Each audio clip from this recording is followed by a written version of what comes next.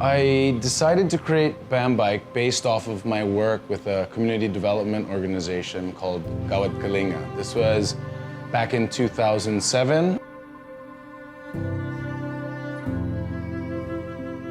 Bambike, for me, was the way in which to create a for-purpose product that could involve community and natural resource management.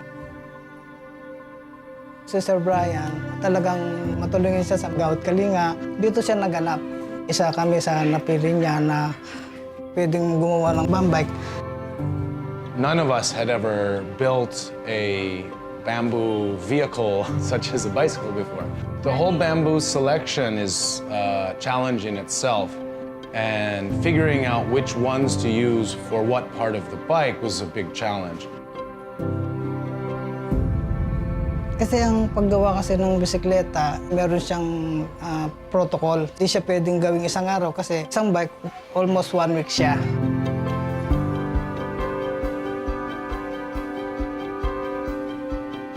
So first, I'd like to make it clear that we don't operate as a charity. The contributions which we give to the community are really earned by the community themselves. Malaki ang naitulong sa akin ng Bambike. Isa na rin ako sa mga bomb builders na nakapagpatapos na ng anak ko na sa college.